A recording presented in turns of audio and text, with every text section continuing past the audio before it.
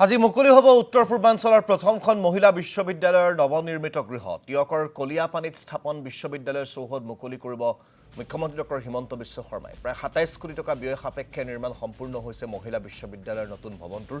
২০১৩ চনত স্থাপন হোৱা মহিলা বিশ্ববিদ্যালয়ৰ শৈক্ষিক কাম কাজ অব্যাহত আছিল অসম কৃষি বিশ্ববিদ্যালয়ৰ চৌহদত। এতিয়াৰে পৰা স্থায়ী ঠিকনা হ'ল মহিলা বিশ্ববিদ্যালয়ৰ। যোৰহাটত আন কেইবাটাও কাৰ্যসূচীতো আজি অংশগ্ৰহণ কৰিব মুখ্যমন্ত্ৰীগৰাকীয়ে। যোৰহাট চৰকাৰী আইন মহাবিদ্যালয়ৰ নতুন ভৱনো মুকলি কৰিব মুখ্যমন্ত্ৰীগৰাকীয়ে। সমান্তৰালভাৱে মৰিয়নীত ৩খনকৈ বিদ্যালয় নতুন ভৱনো উন্মোচন কৰিব ডক্টৰ হিমন্ত বিশ্ব শৰ্মাই। আৰু আজি মহিলা বিশ্ববিদ্যালয়ৰ যি স্থায়ী ঠিকনা লাভ কৰাৰ সেই ক্ষণটোৰ বাবে সকলোৱে অপেক্ষা কৰিছিল। আমি আপোনালোকক ইয়াৰ দৃশ্যাংশ দেখুৱাইছোঁ। টিয়কৰ পৰা আমি তাৰেই কিছু পৰিৱেশ দেখুৱাম। কি ধৰণেৰে আজি সেই কাৰ্যসূচীৰ বাবে আয়োজন কৰা হৈছে আমাৰ সাংবাদিক ৰিজু কুমাৰ শইকীয়াৰ জৰিয়তে।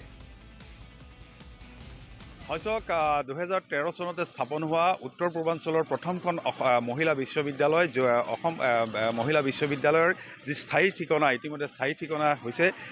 ইতিমধ্যে ২০১৩ চনতে সেই সময়ৰ কংগ্ৰেছ নেতৃত্বাধীন তৰুণ গগৈ নেতৃত্বাধীন চৰকাৰৰ কাৰ্যকালত স্থাপন হোৱা আৰু যোৰহাট কৃষি বিশ্ববিদ্যালয়ৰ চৌহদতে ইমান দিনে চলি থকা এই বিশ্ববিদ্যালয়খনৰ স্থায়ী ঠিকনা এতিয়াৰ পৰা যোৰহাট জিলাৰ মৰিয়নী বিধানসভা সমষ্টিৰ অন্তৰ্গত কলিয়াপানীত। আৰু আনুষ্ঠানিকভাৱে কিছু সময় কেইটামান মুহূৰ্তৰ পাছত অসমৰ মুখ্যমন্ত্ৰী ডক্টৰ হিমন্ত বিশ্ব শৰ্মাই এই বিশ্ববিদ্যালয়খন আনুষ্ঠানিকভাৱে মুকলি কৰিব। প্ৰায় ৫৭ বিঘা মাটি সামৰি নিৰ্মাণ কৰা এই চৌহদত ইতিমধ্যে মোৰ সহযোগীয়ে দেখুৱাইছে আটক ধুনীয়াকৈ সজাই তোলা হৈছে। কিছু সময়ৰ পাছতে ডক্টৰ হিমন্ত বিশ্ব শৰ্মাই আনুষ্ঠানিকভাৱে মুকলি কৰিব। প্ৰথম অৱস্থাত ৪২০গৰাকী ছাত্ৰীৰ সৈতে আৰম্ভ হোৱা এই বিশ্ববিদ্যালয়ত ইতিমধ্যে ১২,০০০ৰ অধিক ছাত্ৰী ইয়াতে অধ্যয়ন কৰিছে। ১৭টা বিভাগ আছে। এই বিভাগৰ বিভিন্ন বিভাগ আছে। এই বিভাগত ইতিমধ্যে শিক্ষা গ্ৰহণ কৰি আছে এই বিভিন্ন স্থানৰ ৰাজ্যৰ বিভিন্ন স্থানৰ ছাত্ৰীসকলে। আৰু ভাড়াঘৰত যিহেতু বা অসম কৃষি বিশ্ববিদ্যালয়ৰ যি চৌহদ সেই চৌহদত আচলতে এই বিশ্ববিদ্যালয়খন চলি আছিল। আৰু এই মুহূৰ্তত আচলতে সেই স্থানান্তৰ ঘটিছে কলিয়াপানীলৈ। আৰু কলিয়াপানীৰ সেই যি পৰিৱেশ সেই পৰিৱেশ মোক সহযোগীয়ে দেখুৱাইছে যে আটক ধুনীয়াকৈ সজাই তোলা হৈছে। প্ৰায় ২৭ কোটি